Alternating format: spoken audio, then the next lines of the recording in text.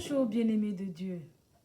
La parole de Dieu est vraiment une lampe qui éclaire nos pas et nos décisions et nous amène à tirer les leçons adéquates des différents exemples mis à notre disposition dans la Bible pour nous éviter de nous trouver dans une situation qui déplairait à Dieu. Ce matin, nous voudrions examiner la situation d'échec qu'a connue le roi David, qui avait néanmoins de nombreuses qualités. Son exemple va nous aider à être plus vigilants dans notre réponse à l'appel de Dieu. Notre verset du jour est tiré de 2 Samuel chapitre 11 verset 1 où il est dit « À l'époque où les rois partent en campagne, David envoya Joab avec ses serviteurs et tout Israël. Quant à lui, il resta à Jérusalem. » Au moment où il aurait dû amener son armée pour le combat, David a décidé de rester chez lui et de se reposer. Cela l'a conduit à se retrouver en dehors du lieu et de l'activité auquel Dieu l'avait appelé, et à cause de cela, les problèmes ont commencé. En étant là où il ne devait pas être, David a vu ce qu'il ne devait pas voir et presque sans s'en rendre compte, il a cédé à la tentation, à l'adultère avec Bathsheba, la femme de son officier, et il a ensuite essayé de le cacher, et ce fut l'escalade. David est tombé dans les ténèbres les plus profondes. Mais lorsque le prophète Nathan est venu lui parler de la part de Dieu, il s'est repenti de tout son cœur. C'est ainsi qu'il épanche lui-même son cœur dans le psaume 32, du verset 3 au verset 5.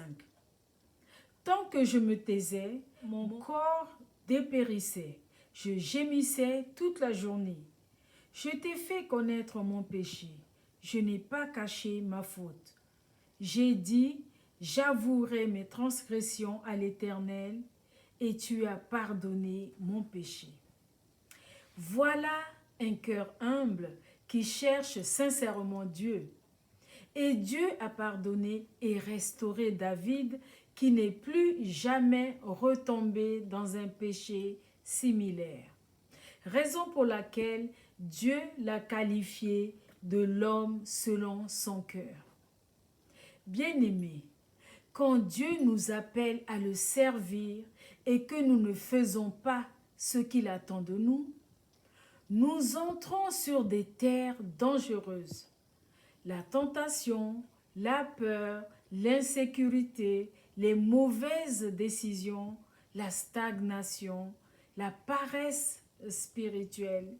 Voilà quelques-unes des conséquences typiques que nous encourons lorsque nous cessons d'aller de l'avant et de répondre à notre appel. Ne t'arrête donc pas d'accomplir ce que Dieu t'a appelé ou t'appelle à faire. As-tu cessé ces derniers temps de faire ce que Dieu te demande? Tu dois avoir sûrement des raisons valables, mais honnêtement, comment te sens-tu spirituellement? Notre Dieu et Père est plein d'amour, de miséricorde et de compassion. Il te remettra sur les rails si tu reviens à lui humblement avec un esprit renouvelé. Amen. Prions ensemble. Éternel Dieu, notre Père, c'est à l'ombre de tes ailes que nous pouvons retrouver la paix, la joie, signe que nous sommes libérés de toute culpabilité.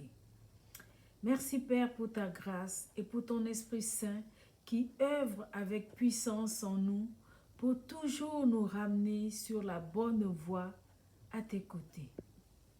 Aide chacun, Seigneur, à bien comprendre la portée de son appel et à y répondre avec zèle, au nom puissant de Jésus. Excellente journée dans le discernement et l'obéissance à l'appel de Dieu. Soyez tous bénis.